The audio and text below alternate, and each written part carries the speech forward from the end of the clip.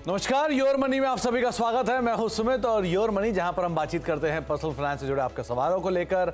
कई सारी आपकी दिक्कतें होंगी, कश्मकश होगी, उन पे बातचीत करते हैं और साथ ही साथ अलग अलग टॉपिक लेकर आते हैं जिसके ऊपर हम बातचीत करते हैं और आपके निवेश को और सुचारू रूप से बनाने के लिए और ढंग से चलाने के लिए भी हम उसमें चर्चा करते हैं। और हर बार की तरह हमारे साथ अलग अलग जानकार मौजूद रहते हैं जो कि बातचीत करते हैं पर्सनल फाइनेंस को लेकर और आपके सवालों के जवाबों को लेकर। इस बार भी हमारे साथ एक और जानकार मौजूद है, उनसे हम चर्चा करेंगे। लेकिन अगर आपका भी कोई सवाल है तो अलग अलग माध्यम आपकी स्क्रीन पर आएंगे जहां पर आप हमारे साथ ट्विटर के जरिए या फेसबुक के जरिए, सोशल मीडिया बेसिकली के जरिए आप जुड़ सकते हैं। आस्क आवाज योर मनी हमारा हैशटैग है। आप ईमेल भी कर सकते हैं yourmoney@nw18.com पर और साथ ही साथ 7045220000 ये हमारा व्हाट्सएप नंबर है जिस पर भी आप सवाल भेज सकते हैं और इस कार्यक्रम का सीधे सीधे हिस्सा बन सकते हैं। आज हमारे साथ बातचीत करने के लिए मनी फ्रंट के को-फाउंडर एंड सीईओ मोहित गांगसर मौजूद हैं जिनसे हम बातचीत करेंगे आपके सवालों को लेकर भी। लेकिन मोहित सर को जब हमने याद किया तो मूड माहौल थोड़ा ऐसा है कि स्थितियां थोड़ी गंभीर बनी हुई हैं।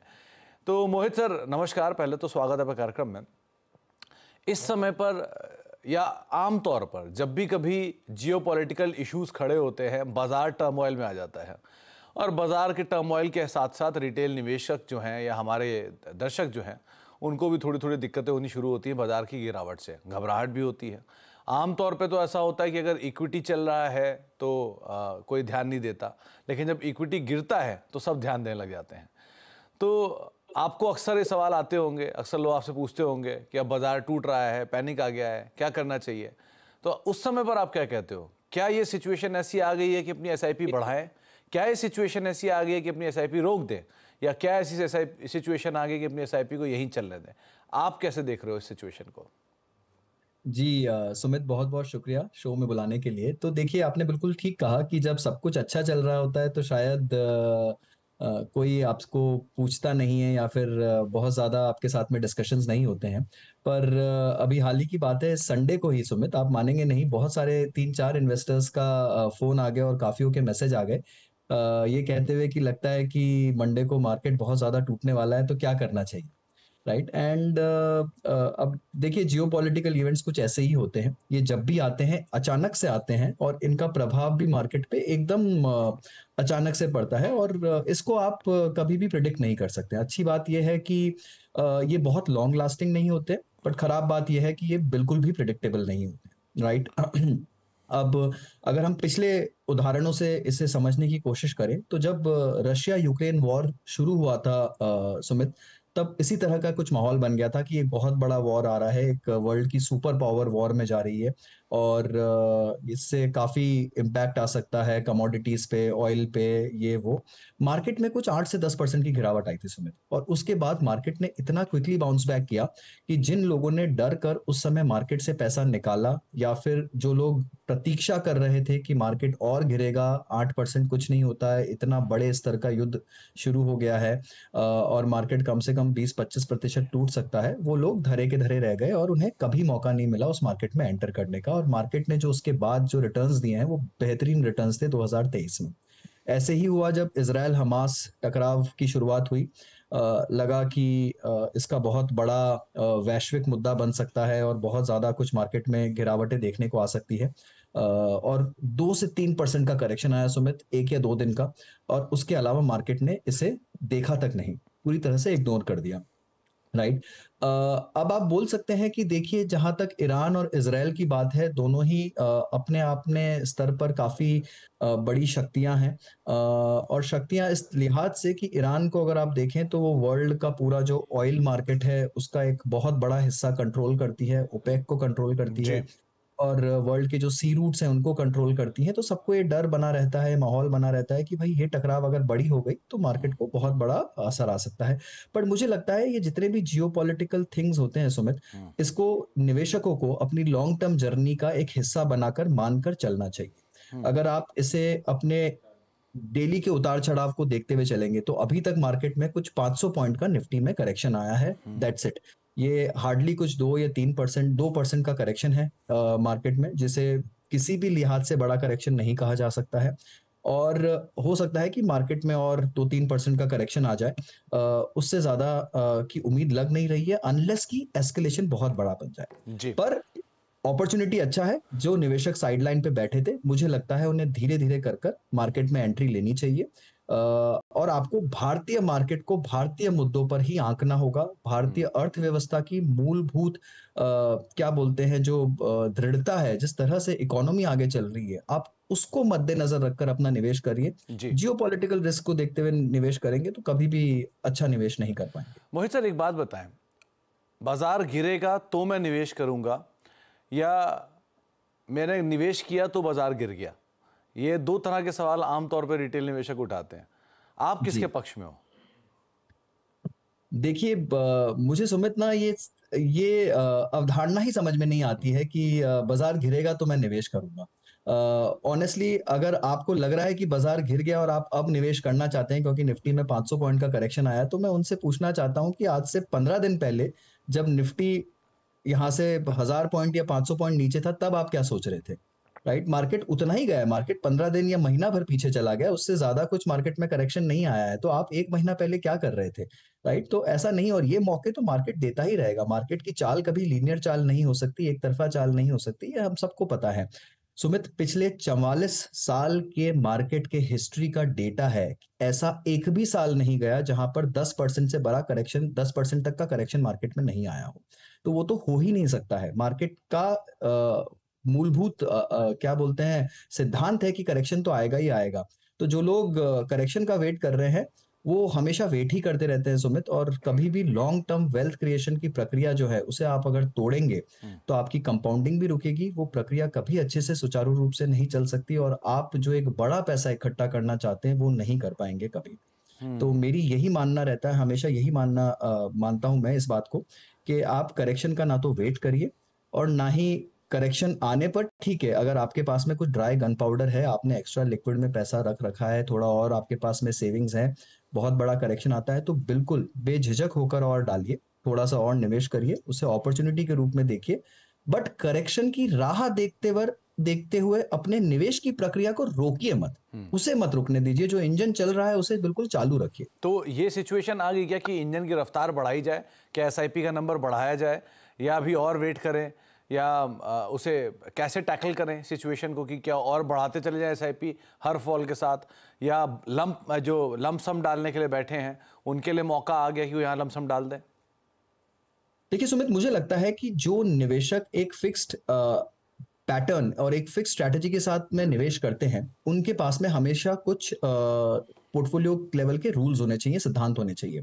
जैसा कि एक रूल होता है कि अगर मान लीजिए मार्केट में 10% का करेक्शन आया तो मैं 2% से अपना इक्विटी एलोकेशन बढ़ाऊंगा या 5% से इंक्रीमेंटल पैसा डालूंगा। तो अगर आपने इस तरह के नियम अपने पोर्टफोलियो में सेट कर रखे हैं कि अगर मार्केट में करेक्शन आता है, इतना करेक्शन आएगा, 5% का करेक्शन आएगा तो मैं 1% और एलोकेशन को बढ़ाऊंगा, तो बेझिझक होकर करिए। जिस तरह से आपका पोर्टफोलियो का स्वरूप है, उसके लिहाज से उस एसेट एलोकेशन को फॉलो करते हुए बिल्कुल करिए। मार्केट में छोटा सा ही करेक्शन आया है, पर काफी करेक्शन हमने देखा है कि मिड और स्मॉल कैप में मार्च के महीने में भी आया था, जहां पर काफी हद तक स्टॉक लेवल पे बहुत करेक्शन हुआ था। तो अगर निवेशकों को लगता है कि अच्छा मौका मिल रहा है उनके पसंदीदा फंड्स में जाने का या स्टॉक्स में जाने का, तो बिल्कुल ऐसे मौकों का फायदा उठाना चाहिए और अपने निवेश को बढ़ाना चाहिए। जहां तक सिप का सवाल है सुमित, आपने जो पूछा कि क्या सिप की रफ्तार बढ़ानी चाहिए, इंक्रीमेंट्स करने चाहिए, देखिए वो मुझे लगता है सुमित कि जब जब आपको मौका मिलता है, जब जब आपकी लिक्विडिटी आपको सहारा देती है और आपकी सेविंग्स आपको सहारा देती है, तब तब आप अपने सिप का एलोकेशन बढ़ाते रहिए। SIP is an accumulation tool. आप जितना ज्यादा अक्यूमुलेट करेंगे उतना ही ज्यादा वो आपके लेटर ईयर्स में काम करेगा, आपके वेल्थ क्रिएशन में। तो सिप को रोकिए मत, उसे जब जितना बढ़ा सकते हैं आप बढ़ाते रहिए। मैं आपको सिर्फ एक और डेटा दूंगा सुमित, अगर आपने मार्केट के 10 बेस्ट दिन मिस कर दिए पिछले 20 साल की मार्केट हिस्ट्री में, अगर आप 10 दिन जो मार्केट के सबसे अच्छे दिन थे, उन दिनों पर अगर आप निवेश आपका नहीं बना हुआ था, आपने डर के निकाल दिया, करेक्शन में निकाल दिया, राइट, तो आपका जो निवेश है वो 50% से उसका वैल्यू कम हो जाएगा। 50% तक आपका रिटर्न्स कम हो जाएगा। और अगर आप 30 अच्छे दिन नहीं बने हुए थे पिछले 20 साल में, तो 85% आपके निवेश का वैल्यू कम हो जाएगा। तो तो इसलिए बहुत जरूरी है कि आप टाइमिंग बिल्कुल ना करें। तो मतलब जो आप कह रहे हैं कि अगर जो मैक्सिमम पैनिक स्टेट्स थी उनमें अगर आपने निवेश नहीं किया तो 50%, और अगर 30% उन पैनिक स्टेट्स में आपने निवेश नहीं किया तो 85% आपका रिटर्न नहीं आया होगा, राइट? जी, मैं ये कह रहा हूं कि अगर मान लीजिए मार्केट एकदम से गिरता है और फिर बढ़ता है, जो एक अच्छा दिन होता है कि मार्केट ने 4% की रफ्तार दिखाई, 3% की, जो एक अच्छे दिन होते हैं, ऐसे मार्केट के अगर 30 अच्छे दिन निकाल दे पिछले 20 साल में, तो जो आपका इन्वेस्टमेंट का वैल्यू था वो 85% से गिर जाएगा। तो आप अगर टाइमिंग कर कर अगर आप ये सोच रहे हैं, तो मैं आपको एक उदाहरण देता हूं अगेन, क्योंकि आपने बात पूछी है। 23 मार्च 2020 को, 2020 का सबसे बुरा दिन था मार्केट का, कोविड के चलते। जी। तो उस दिन लॉकडाउन आया था और मार्केट का बहुत बड़ा करेक्शन आया था। पर 24 मार्च 2020 को ही मार्केट का उस साल का कैलेंडर ईयर का सेकंड बेस्ट डे था। तो कहने का मतलब ये है कि अगर किसी ने 23 मार्च को डरकर पैसा निकाल दिया कि मार्केट और गिरेगा, कोविड महामारी आ गई है, कुछ भी हो सकता है, और वो निवेशित नहीं था 24 मार्च को, तो उसने बहुत बड़ा रिटर्न मिस कर दिया। चलिए, तो ये कुछ आंकड़ों के साथ आपको ये समझाने की कोशिश की गई है कि अगर आप पैनिक में आ गए हैं और आपको लग रहा है कि बहुत बड़ा कोई वॉर स्टेट बनने वाला है, कोई ऐसी सिचुएशन आ जाएगी, बाजार में बहुत बड़ी फॉल आएगी और आपने पोजीशंस को खाली करना चाह रहे हैं, आपको लग रहा है कि आप यहाँ से निकल जाएं, नीचे ले लेंगे, तो ये गलतफहमी है आपकी। आप SIP की क्वांटम बढ़ा दीजिए, वो ज़्यादा बेहतर है। आप बल्क पैसा डाल दीजिए, वो ज़्यादा बेहतर है। लेकिन अपनी एटलीस्ट SIPs को बंद मत करिए। अब दर्शकों के सवालों की बातचीत करते हैं। पुणे चलते हैं। प्राणिता जी हमारे साथ वहाँ पे मौजूद हैं बातचीत करने के लिए। प्राणिता जी नमस्कार, क्या सवाल है आपका? नमस्कार सर। नमस्कार मैम। मैंने डिटेल्स भेजे हैं जी कि मैम। मेरी जो SIP चालू है, एक्चुअली मेरे हस्बैंड करते हैं SIP, ओके। तो मुझे सजेशन चाहिए था, और ये कि मतलब जो अभी SIP चल रही है मेरी, वो बराबर है या नहीं, और चाइल्ड एजुकेशन और रिटायरमेंट के लिए हम लोग प्लान कर रहे हैं। सो 10 इयर्स के बाद कितना रहेगा, और 15 इयर्स अगर करते हैं हम लोग कंटिन्यू, तो कितना? प्रणता जी, जो आपने चीजें भेजी हैं, जो डिटेल्स भेजी हैं, ये आपके हस्बैंड की एज के हिसाब से है, राइट? हाँ जी। ओके। सही है। आप अपने हस्बैंड के जो वो निवेश करती हैं उसमें पार्टिसिपेट करती हैं, उनको पूछती हैं, उनसे समझती हैं क्या कर रहे हैं वो निवेश? हाँ, एक्चुअली मोस्टली ये SIP में ही हैंडल करती हूँ, Okay. बट मेरे हस्बैंड के उससे। चलिए, बहुत बढ़िया। तो मोहित सर, करीब करीब 36,500 रुपये के आसपास की SIPs हैं। पोर्टफोलियो आपको भेजा ही हुआ है, 20 लाख के आसपास का कॉर्पस इकट्ठा हो चुका है।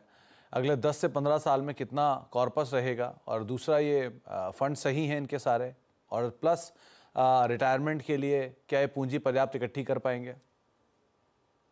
जी, तो प्रणिता जी बहुत बहुत बधाई सबसे पहले तो कि आप पूरी तरह से भागीदारी कर रही है निवेश की इस प्रक्रिया में। बहुत अच्छी बात है, सुनकर बहुत अच्छा लगता है।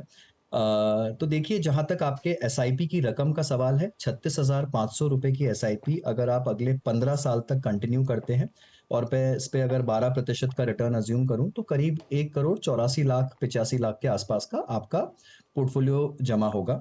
और यहाँ पर अगर जो आपका 20 लाख का ऑलरेडी इन्वेस्टेड अमाउंट है, उस पर भी मैं अगर 12% का रिटर्न अज्यूम करूं, तो वहां पर आपको करीब 1,09,00,000 के आसपास का पोर्टफोलियो वैल्यू बनता हुआ दिखाई देता है। तो टोटल कुछ 2.93 करोड़, 2,93,00,000 के आसपास की वैल्यू आपकी बन सकती है अगले 15 सालों में। अगर आप इस SIP को प्रणिता जी 10% से इंक्रीज करें, हर साल स्टेप अप करें, थोड़ा सा और निवेश करने की कोशिश करें, तो यही जो रकम है आपकी SIP की, वो बढ़कर 3,16,00,000 के आसपास हो जाएगी। और आपका एग्रीगेट कॉर्पस जो है अभी जमा की हुई पूंजी को मिलाते हुए कुछ 4.25 करोड़ के आसपास पहुंच जाएगा। तो एक आप अच्छी रकम जुटा पाएंगी अपने परिवार के लिए और अपने फाइनेंशियल गोल्स के हिसाब से भी। राइट। दूसरी बात आपने अपने स्कीम्स को लेकर पूछी है, तो देखिए मैं ये कहना चाहूंगा कि आप थोड़ा सा लार्ज कैप को अपने पोर्टफोलियो में कंसोलिडेट करिए। वहां पर ओवरलैप थोड़ा ज्यादा है, काफी सारे लार्ज कैप स्कीम्स की जरूरत नहीं होती है पोर्टफोलियो में। 2 लार्ज कैप स्कीम बहुत हो गई, एक एक्टिव रख सकते हैं, एक पैसिव रख सकते हैं। राइट। और पैसिव में आप किसी भी निफ्टी इंडेक्स फंड का चुनाव कर सकते हैं, वहां पर Pru ICICI Nifty index fund काफी अच्छा चुनाव हो सकता है। और एक एक्टिव फंड का लार्ज कैप में चुनाव करिए। बहुत ज्यादा रखने से देखिए उसमें आपको बहुत एक्स्ट्रा डाइवर्सिफिकेशन नहीं मिलेगा। दूसरी बात तो यहीं पर आप चाहे तो आपका जो मिराय का लार्ज कैप फंड है उसको आप एसआईपी को रोककर वहां का एसआईपी जो है वो आप किसी पैसिव इंडेक्स फंड में शिफ्ट कर सकती हैं, राइट। थोड़ा सा मिड कैप में भी आप कंसोलिडेशन कर सकती हैं, स्कीम्स थोड़ी ज़्यादा हो गई हैं, वहां पर भी आप एसबीआई के एसआईपी को रोककर जो है आप एक्सिस के अंदर में कंसोलिडेट कर सकती हैं।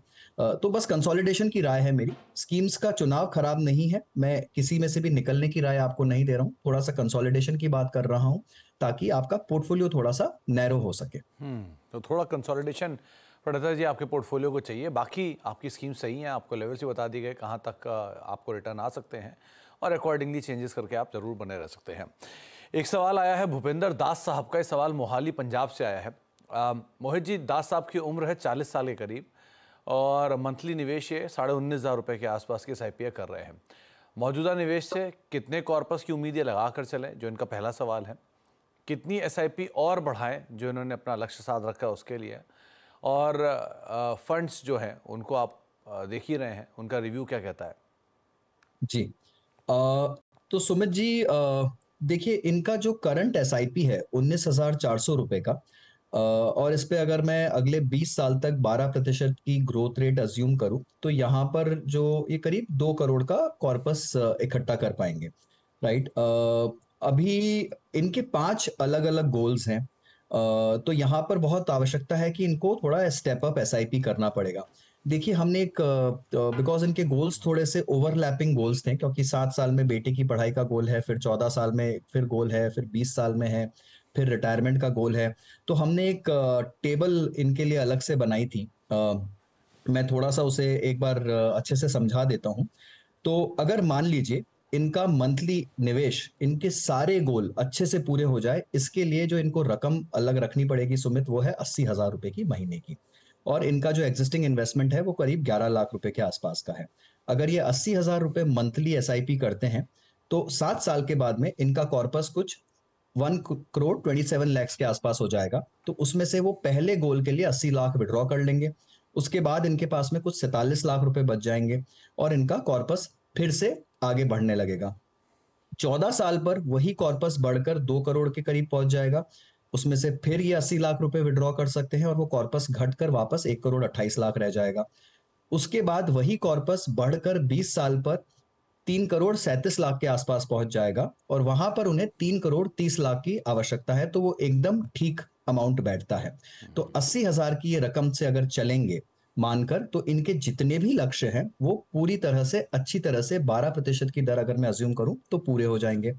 अभी 80,000 की रकम थोड़ी बड़ी रकम है, करंटली इनका SIP का जो फ्लो है वो 19,400 रुपए का है, तो मैं समझ सकता हूं कि गैप ज्यादा है, एकदम से इतना नहीं बढ़ा पाएंगे।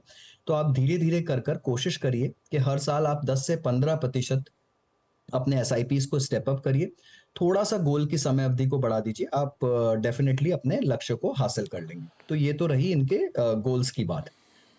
जहां तक इनके फंड्स का सवाल है, देखिए इनके पास में अच्छे फंड्स हैं।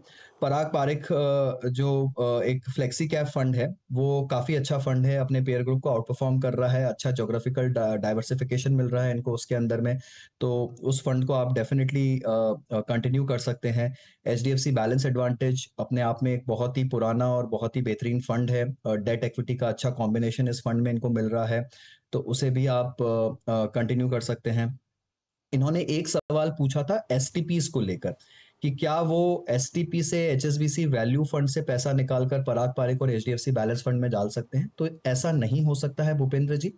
STP आप सेम फंड हाउस की स्कीम्स में ही कर सकते हैं। तो अगर आपको पराग पारिख में STP करना है फ्लेक्सी कैप में, तो आपको पराग पारिख के ही डेट फंड से करना होगा, और HDFC बैलेंस एडवांटेज में करना है तो HDFC के ही डेट फंड से करना होगा या किसी दूसरे फंड से करना होगा। आपको HSBC वैल्यू से रिडीम करना होगा और फिर आप बाकी दोनों स्कीम्स में निवेश कर सकते हैं। पर रिडेम्पशन पर यह ध्यान रखिएगा कि आपके एग्जिट क्लॉजेस क्या है, और वैसे HSBC के फंड्स में एग्जिट नहीं होता है, तो आपको टैक्स का ध्यान रखना पड़ेगा कि आपके शॉर्ट टर्म और long term capital gain tax क्या आ रहे हैं। आप चाहें तो उतना रिडीम करिए इसमें से हर साल जितना कि आपका 1 लाख का लॉन्ग टर्म गेन बनता हो, जो कि पूरी तरह से एग्जेम्प्ट है, और बाकी वो पैसा आप रीडिप्लॉय कर सकते हैं, पर इसमें STP नहीं किया जा सकता है। जी, तो अलग अलग तरह के आपके सवाल के ऊपर अलग अलग तरह की आपको राय दी गई है भूपेंद्र सर, और मोहित जी ने काफ़ी मेहनत की आपके सवाल को लेके। उन्होंने एक टेबल भी बनाई, वो हमें भेजी भी, और अकॉर्डिंगली उस पर हमने काम भी किया। तो इसी तरह से हम कोशिश करते हैं कि ज़्यादा से ज़्यादा अपने निवेशकों को हम समझा पाएँ कि क्या उनके लिए बेहतर रहेगा अपनी जानकारी के हिसाब से। एक ब्रेक का वक्त है, तो मोहित जी को ब्रेक की ज़रूरत आ गई है। ब्रेक का वक्त है, ब्रेक के बाद लौटते हैं और उनसे हम आगे बातचीत जारी रखते हैं, कुछ और सवालों को लेकर भी और अपने टॉपिक्स को लेकर भी। छोटे से ब्रेक के उस तरफ आपके अलग अलग सवालों को लेकर भी, और साथ ही साथ मोहित सर से हम चर्चा कर रहे हैं कि अगर बाजार का फॉल आता है और जिस तरह की एक्सटेंशन फॉल की अगर रहती है तो आपको अपनी SIP के साथ क्या करना चाहिए।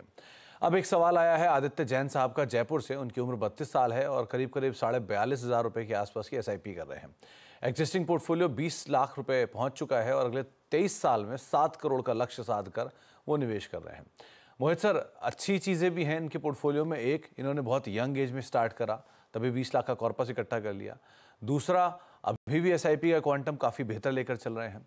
तीसरा, इन्होंने एक बात तो ये साध ली कि 23 साल में 7 करोड़ का ये लक्ष्य साध रहे हैं, लेकिन क्या 7 करोड़ पॉसिबल है अभी की सिनेरियो को लेकर? वन, और दूसरा, रिव्यू क्या करना है इनके पोर्टफोलियो को देखकर, आप बताएं क्या करना चाहिए ना। जी। तो सुमित देखिए, आई थिंक सबसे पहले तो आदित्य को बधाई देना चाहूंगा। 23 साल की उम्र में मुझे तो कुछ होश और हवा भी नहीं थी कि क्या लक्ष्य होना चाहिए, और शायद इसी बात का एक बहुत बड़ा मलाल भी है। बट बहुत बहुत बधाई आदित्य जी, कि आपने बहुत जल्दी शुरुआत की है और एक अच्छा कॉर्पस भी इकट्ठा कर लिया, और आपने लक्ष्य भी बहुत अच्छा रखा है अपने लिए। तो मुझे लगता है जो आपकी 42,500 रुपए की मंथली SIP है, अगले 23 साल में आप बहुत आसानी से उस SIP से करीब 6.25 करोड़ के आसपास का कॉर्पस जमा कर पाएंगे। और जो आपका करंट इन्वेस्टमेंट वैल्यू है 20 लाख के आसपास, वो बढ़कर कुछ 2 करोड़ 70 लाख के आसपास पहुंच जाएगा। तो टोटल मिलाकर अगर मैं दोनों को ऐड करूं तो यहाँ पर आपके पास में करीब करीब 9 करोड़ रुपए की धनराशि जमा हो जाएगी, अगर आपने इस पोर्टफोलियो के साथ में छेड़खानी नहीं की, इसके कंपाउंडिंग को चलने दिया, और मैंने सिर्फ 12% का कंजर्वेटिव रेट यहाँ पर अज्यूम किया है। तो आप अच्छी तरह से अपने लक्ष्य को हासिल कर सकते हैं। पोर्टफोलियो आपका काफी अग्रेसिव है आदित्य जी। आपने काफी अग्रेसिव फंड्स का चुनाव कर रखा है अपने पोर्टफोलियो में। मुझे लगता है कि थोड़ा सा आपको लार्ज कैप की तरफ रुझान करना चाहिए। आपके पोर्टफोलियो में लार्ज कैप्स काफी कम है, तो यहाँ पर एक पैसिव लार्ज कैप फंड का चुनाव करिए, उसे अपने पोर्टफोलियो में शामिल करिए। बंधन निफ्टी 50 इंडेक्स फंड या ICICI निफ्टी 50 इंडेक्स फंड को आप शामिल कर सकते हैं। निपॉन इनोवेशन फंड एक थीमेटिक फंड है। अगर आप पूरी तरह से कॉन्फिडेंट है थीमेटिक फंड में रहने के लिए, उसे हैंडल कर सकते हैं, आपको उस निवेश की समझ भी है, तो आप उसे रखिए। पर अगर आपको लगता है कि थीमेटिक थीम्स को आप कैप्चर करने में थोड़ा सा इतना समय नहीं लगा पाएंगे, तो आप एक अच्छे फ्लेक्सी कैप फंड या लार्ज कैप फंड में इसे शिफ्ट कर सकते हैं, इस SIP को। मुझे लगता है कि निवेश को जितना सिंपल और सरल रखा जाए उतना ही अच्छा रहता है। तो यहाँ पर आप उसे कर सकते हैं। उसी तरह से आपके पास में 2 फ्लेक्सी कैप है, 2 मल्टी कैप है, आप चाहें तो इन्हें कंसोलिडेट कर सकते हैं। फंड में कोई बुराई नहीं है, फंड्स आपके पास में काफी अच्छे हैं, राइट। और स्मॉल कैप भी 2 है, वो दोनों बहुत ही अच्छे फंड है, क्वांट के और ICICI के, तो वो आप बिल्कुल रखिए। मिड कैप भी HDFC का बहुत अच्छा, बहुत शानदार फंड है। चिराग स्टेलवार्ड मैनेजर है, जो काफी सालों से कंसिस्टेंटली बहुत अच्छा प्रदर्शन दे रहे हैं। तो फंड्स में कहीं कोई खराबी नहीं है, बहुत अच्छा चुनाव है आपके फंड्स का। थोड़े से कंसोलिडेशन की जरूरत है, और लार्ज कैप कम है। फ्लेक्सी कैप के जरिए आपको लार्ज कैप एलोकेशन मिल रहा है, बट एक pure play large cap allocation को शामिल करने की राय रहेगी मेरी। सर, एक बात और दिमाग में आई, क्योंकि अभी हम जिक्र कर ही रहे थे कि बाजार में जब गिरावट आती है तो आप अपनी SIP बढ़ा दें, लेकिन उस समय पर क्या लार्ज कैप का दामन पकड़ना ज़्यादा बेहतर है या स्मॉल कैप फंड्स में से थोड़ा निकल जाना ज़्यादा बेहतर है? क्या करना चाहिए एलोकेशन वाइज? सुमित, मुझे लगता है कि किसी भी निवेशक के पोर्टफोलियो में 50% या उससे अधिक लार्ज कैप हमेशा होना चाहिए। देखिए, अगर आप मार्केट की लॉन्ग हिस्ट्री देखेंगे 15-20 साल का, तो लार्ज कैप्स और स्मॉल कैप्स में बहुत ज्यादा रिटर्न का डिफरेंशियल नहीं दिखेगा। वो डिफरेंस आप जब छोटी अवधि में देखते हैं, 5 साल में, 10 साल में, तब आपको थोड़ा ज्यादा दिखता है, बट 15-20 साल में बहुत ज्यादा डिफरेंशियल नहीं है। तो लार्ज कैप में आपकी वोलेटिलिटी कम रहेगी, मार्केट कल को घिरता भी है तो large caps will be the first one two bounce back. तो वहां पर आपको वापस भी बहुत जल्दी रिकवरी मिलेगा। तो एक अच्छे पोर्टफोलियो के लिए बहुत जरूरी है कि लार्ज कैप की मात्रा बहुत अच्छे से होनी चाहिए। स्मॉल कैप, मिड कैप आप अपने स्वाद अनुसार लीजिए, राइट। अगर आपका जितना रिस्क एपेटाइट है, आप 20%, 30%, हो सके तो 40% तक जाइए, बट उससे ज्यादा मुझे नहीं लगता किसी भी पोर्टफोलियो में होना चाहिए। तो मेजर तो लार्ज कैप का ही आप निवेश रखिए, 50% के आसपास आपको लार्ज कैप रखना ही चाहिए, और ताकि गिरावट आए तो सबसे स्टेबल होते हैं लार्ज कैप। लेकिन फिर मिड और फिर स्मॉल कैप आप 50-25-25 का रेशियो है, 50-30-20 का रेशियो, जैसा आपको सूट करे आप रख सकते हैं, लेकिन 50 तो एटलीस्ट आपको रख के ही चलना पड़ेगा अपने पोर्टफोलियो में। आगे बढ़ते हैं, और इसके अलावा कुछ और टॉप 4 फंड्स मोहित सर आपकी तरफ से। देखिए सुमित, टॉप फोन फंड्स हमारे काफी कंसिस्टेंट रहते हैं। लार्ज कैप में हमारा चुनाव हमेशा एक पैसिव स्टाइल पर रहता है, तो वहां पर Pru ICICI Nifty 50 index fund हमारा पहला चुनाव रहेगा। फ्लेक्सी कैप में Parag Parikh flexi cap, because उसमें इंटरनेशनल आपको फ्लेवर मिल जाता है थोड़ा सा। मिड कैप में मुझे ईडलवाइज मिड कैप फंड काफी पसंद है, और स्मॉल कैप में टाटा या फिर Pru ICICI small cap fund, ये दोनों ही फंड हमें काफी पसंद है। 4 फंड्स आपकी स्क्रीन पर हैं, ICICI Prudential Nifty 50 index fund, Parag Parikh flexi cap fund, Edelweiss mid cap fund और टाटा स्मॉल कैप फंड। ये 4 फंड्स आप अगर नया निवेश करना चाह रहे हैं तो मोहित सर की तरफ से ये नाम आपको सुझाए गए हैं। हर बार की तरह बहुत बहुत शुक्रिया मोहित सर हमारे साथ बने रहने के लिए, बातचीत करने के लिए, और इन सभी फंड्स पर चर्चा करने के लिए, दर्शकों के सवालों के जवाब देने के लिए। तो फिलहाल अभी और मनी को ही समेटेंगे, एक ब्रेक का वक्त है, और ब्रेक के उस पार भी खबरों का सिलसिला लगातार बना रहेगा।